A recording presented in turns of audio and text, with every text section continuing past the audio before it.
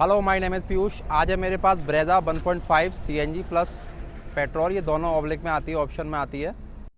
Brezza अपने segment की सबसे ज़्यादा बिकने वाली मिड साइज एसयूवी है, क्योंकि ब्रेजा की बिल्ड क्वालिटी जो कि 4 स्टार अचीव है और इसका ग्राउंड क्लियरेंस जो कि इसे भारतीय बाज़ार में सबसे ज़्यादा आकर्षित करता है।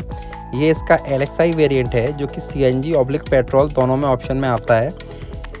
ये इसका सेकंड जनरेशन है। इससे पहले जो आती थी उसमें आपको डीजल का भी ऑप्शन मिलता था, पेट्रोल का भी मिल जाता था और सीएनजी का भी। बट 2025 में सिर्फ आपको 2 फ्यूल ऑप्शन मिलते हैं, पेट्रोल और ये सीएनजी। इसका 1.5 लीटर का इंजन है, naturally aspirated. CNG plus petrol दोनों ही ऑप्शन आते हैं। इसका आपको रिव्यू तो नहीं, प्लस मैं आपको इम्प्रेशन, इसकी ब्रेकिंग, हैंडलिंग वगैरह, पिकअप वगैरह सीएनजी में, पेट्रोल में, सारा कुछ मैं बताऊंगा आपको। चलिए वीडियो स्टार्ट करते हैं। इसकी प्रॉब्लम होती है मुझे सीटिंग कंफर्ट में, क्योंकि ये एलएक्सआई वेरिएंट है। सारा कुछ उसमें करोड़ बाग से मॉडिफाइड है सारा कुछ, बट इसमें ये सीटिंग कंफर्ट है ना, ये हाइट एडजस्टमेंट नहीं है, इसलिए ये मुझे काफ़ी प्रॉब्लम करती है ये गाड़ी। मतलब हाइट के अकॉर्डिंग ये बहुत ज़्यादा नीची है सीट, इसलिए मुझे प्रॉब्लम होती है। वैसे कोई प्रॉब्लम नहीं है इतनी खास कुछ। और स्टीयरिंग भी आप ये देख रहे हैं एलएक्सआई में, तो ये भी भाई करोल बाग इंस्पायर्ड है। ये भी सब आफ्टर मार्केट लगाया हुआ है, बट है जेन्युइन। अभी तक तो कोई प्रॉब्लम नहीं आई है स्टीयरिंग में, ना कोई मीटर में लाइट है। अभी ये पेट्रोल से चल रही है, मैंने सीएनजी डलवाई नहीं है इसमें, क्योंकि मुझे मज़ा नहीं आता सीएनजी में, भाई सीधी सी बात है। क्योंकि सीएनजी में काफ़ी लैग करती है। कोई कितना भी बोल रहे एडवांस हो गई हैं, ये हो गई हैं, वो हो गई हैं, बट कहीं ना कहीं वो लैग आता ही है। ये सारे ट्रिम वगैरह ये सब चेंज हुए हैं।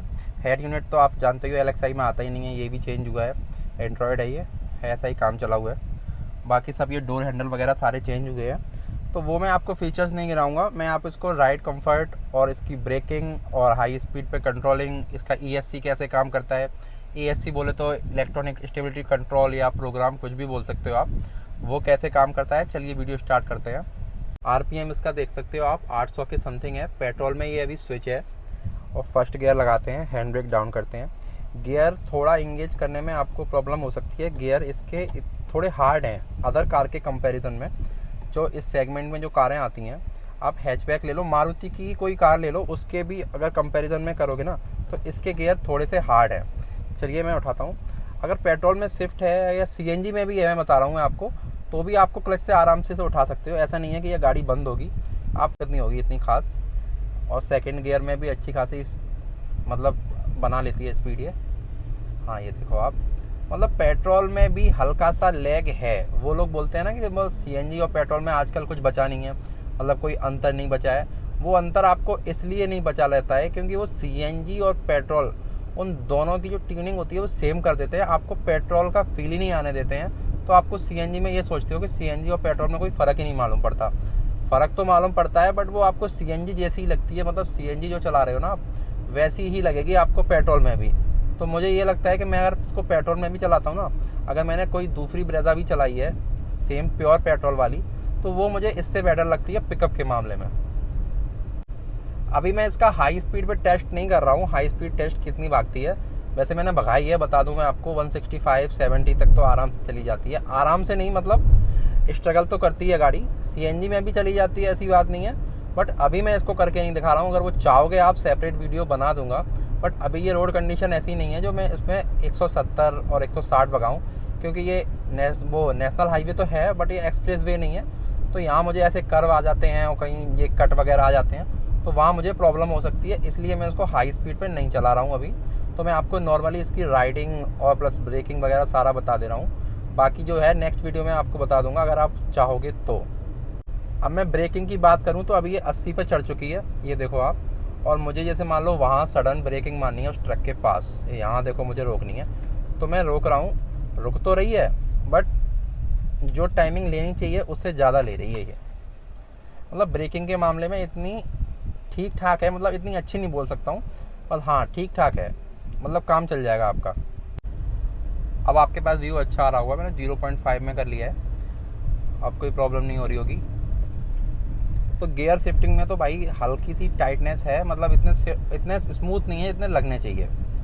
हाँ गाड़ी जो अदर में कोई पेट्रोल वेरिएंट अगर प्योर पेट्रोल चलाऊंगा तो उसमें मुझे इतना लैग देखने को नहीं मिलेगा जितना सीएनजी ऑब्लिक पेट्रोल वाली में मिलेगा।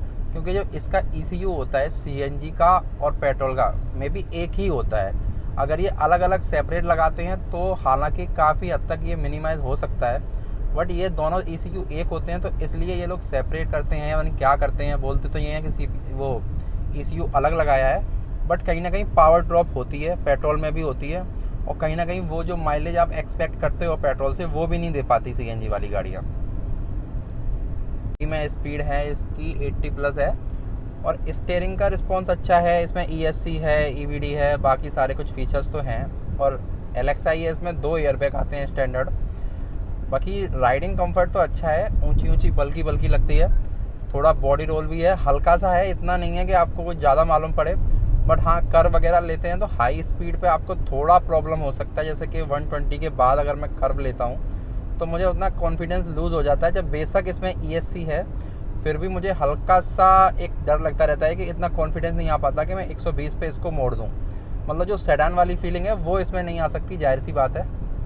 और अगर पेट्रोल से ओवरटेकिंग करते हैं तो एक बार अगर इसकी स्पीड प्रॉपर अगर 5th गियर में आपने लगा ली है, अगर गाड़ी मूविंग हो रही है, अच्छी खासी स्पीड बना ली है उसने 70 या 80, तो फिर आपको कोई प्रॉब्लम नहीं होगी। फिर आपको ये नहीं मालूम पड़ेगा कि मैं CNG वाली गाड़ी चला रहा हूँ या पेट्रोल वाली चला रहा हूँ, तो आपको पिकअप में कोई दिक्कत नहीं है। जब इनिशियली स्टेज पे उठाते हैं ना गाड़ी, तो बेशक आप इसको स्विच कर दो पेट्रोल में, फिर भी आपको पता लगता रहेगा ये गाड़ी CNG वाली है। चाहे कोई कुछ भी बोले भाई, कितना भी मैं रील डालता हूँ, कुछ भी डालता हूँ, तो लोग कहते रहते हैं तो ये चलानी नहीं आती CNG में, ये कुछ नहीं पता लगता, ये नहीं लगता। बट एक्चुअल में जो फील करता है उसको पता है कि जो पेट्रोल पावर देती है वो CNG नहीं दे पाती, चाहे कुछ भी कर लो आप। इसकी बात करूँ तो इसमें आप CNG से अगर आउटपुट निकालोगे तो 86 bhp देगा, और वहीं आप इसका पेट्रोल से आउटपुट निकालोगे तो ये भाई पेपर बोल रहा हूँ मैं, एक्चुअल में है या नहीं है वो कुछ नहीं कह सकते, बट अगर आप इसको उसमें निकालोगे ना तो 100 bhp बोलते हैं पेट्रोल से। अब वो पता नहीं कितना सच है या कितना झूठ है, मुझे लगता नहीं है 100 bhp निकालती है, क्योंकि 100 या 105 bhp काफ़ी होता है। अगर उतनी निकाल दे ना तो फिर तो कोई प्रॉब्लम ही नहीं है। अब मैं दिखाऊँ मैं आपको इसका स्टीयरिंग रिस्पॉन्स कि अपना रीसेंटर पे ये आता है कि नहीं आता है। बिल्कुल मैंने स्लो कर लिया, अभी बिल्कुल रोक ली एक तरह से। अब चलो मैं आपको दिखाता हूँ कि स्टीयरिंग रिस्पॉन्स कैसा है, जो पहले की गाड़ियाँ आती हैं उससे सिमिलर है या आता है, बट एकदम नहीं आता है, थोड़ा प्रॉब्लम करता है, लैग करता है हल्का खासा। बट हाँ, जो आना चाहिए रिस्पॉन्स वो नहीं आ रहा है। क्लच स्मूथ है, ब्रेक में थोड़ा सा प्रॉब्लम मुझे लग रहा है, पर्टिकुलर इस कार में लग रहा है या हर किसी कार में। ब्रेजा में मैंने पहले वाली जनरेशन चलाई है, उसमें तो ऐसा नहीं लगता है। पीछे ड्रम आते हैं, ऑब्वियसली बात है, आगे डिस्क आती है, बट इसमें थोड़ा लैगी ब्रेक है, मतलब थोड़ा टाइम ले रही है ब्रेक लगने में। मतलब जो सडन ब्रेक मारनी चाहिए वो नहीं कर पा रही हूँ। जैसे मुझे आ रहा है तो ब्रेक तो लग रही है नो डाउट, बट जो कॉन्फिडेंस आना चाहिए ब्रेकिंग में वो नहीं आ रहा है। कट मारने में कोई प्रॉब्लम नहीं है क्योंकि इसमें ESC आता है, तो इतना हाई स्पीड में दिक्कत होगी। अगर 120 के बाद आप कट मारोगे, अगर कोई रेस ड्राइविंग करोगे तो आपको प्रॉब्लम आएगी। अगर 100 के अंडर हो, अभी देखो 80 के आसपास है और मैं इतना कर रहा हूँ, तो मुझे इतना कोई खास मालूम नहीं पड़ेगा क्योंकि स्पीड इसकी अभी मिनिमम है, तो अभी कोई नहीं मालूम पड़ेगा आपको। बट हाँ, 120 क्रॉस करोगे तो उस टाइम आप ऐसे मत करना, तो कहीं ना कहीं आप नुकसान खा जाओगे अगर उस टाइम कर दिया ऐसे तो। और वही बात है, गियर शिफ्टिंग थोड़ा हार्ड है। अगर गियर शिफ्टिंग पता नहीं, इसमें वायर वाला गियर होता है, लीवर वाला तो नहीं होता है, फिर भी पता नहीं क्या कर रहे हैं ये मारुति वाले। अपनी जो सुजुकी जानी जाती है, मतलब स्मूथनेस की वजह से वो इसमें नहीं है ब्रेजा में। इस गियर का बता रहा हूँ मैं आपको, गियर इसमें काफ़ी ज़्यादा हार्ड है। इतने हार्ड भी नहीं है कि आप ट्रक से कंपैरिजन करो, बस कार के हिसाब से हार्ड है तो है भाई। इसमें सारा कुछ जो मामला है, मतलब ये सीटिंग और जो आपका ये सीट कवर वगैरह, स्टीयरिंग वगैरह, ये सारा ही करोल बाग इंस्पायर्ड है। मतलब मैं भी गया था, साथ मेरे फ्रेंड की गाड़ी है ये, तो सारा ही कुछ करोल बाग से इसमें हमने काम कराया था। मतलब 50 या 60 हज़ार का। बोलते हैं कि करोल बाग में ये होता है वो होता है, बट हाँ अभी तक तो ऐसा सच कोई प्रॉब्लम आई नहीं है। मतलब जो भी एसेसरीज हमने लगवाई हैं वो, अगर हाँ आपको नॉलेज है तो आपको करोल बाग में कोई नहीं ठग सकता। अगर आपको नॉलेज नहीं है तो आप शिकार बन के ही आओगे। तो जो बेसिक काम है वो ही कराओ, मतलब इतनी गाड़ी छिड़वाओ मत। जो ऊपर ऊपर लग सकता है वो सारे काम करवा लो, मैकेनिकली आप ज़्यादा मत छिड़वाओ। अगर मैकेनिकली आपने छिड़वा ली तो आप करोल बाग आपके घर से काफ़ी दूर पड़ेगा। अगर INCR में आप नहीं रहते हो तो बार बार नहीं जा सकते, तो इससे अच्छा है आप नॉर्मली जो चीज़ें हैं वो लगवा लो। करोल बाग का रेट आपको पूरे इंडिया में कहीं नहीं मिलेगा, क्योंकि करोल बाग एक हब है, तो वहाँ आपको एक कि एक चीज़ की कम से कम 100 से ऊपर दुकानें मिल जाएंगी, तो आपको ऑप्शन मिल जाएंगे और बार्गेनिंग की जो प्रॉब्लम है वो भी आपकी सॉल्व हो जाएगी। बार्गेनिंग अच्छी खासी कर लोगे तो आपको रेट भी अच्छे मिल जाएंगे। आई होप वीडियो आपको इन्फॉर्मेटिव लगी होगी। You can follow me on Instagram for vehicles and car related information. मिलते हैं नेक्स्ट वीडियो में नेक्स्ट टॉपिक के साथ, तब तक के लिए गुड बाय।